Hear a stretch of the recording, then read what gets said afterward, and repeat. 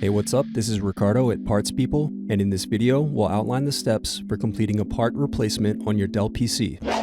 Visit our website and use this coupon for a 5% off discount.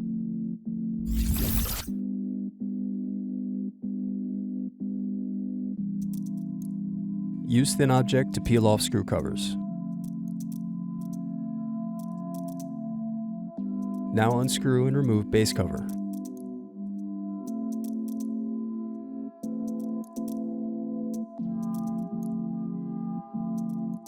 Then unscrew and disconnect battery.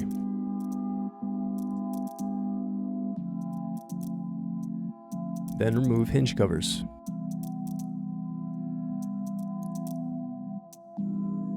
Now unscrew and remove bezel.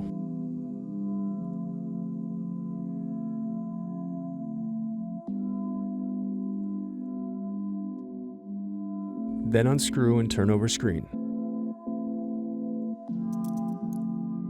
Then disconnect and remove screen. Thanks for watching. Don't forget to like and subscribe if you enjoyed this video. And if you need more, check out this playlist to watch other tutorials for your laptop. You can also click here to find parts for your laptop at partspeople.com.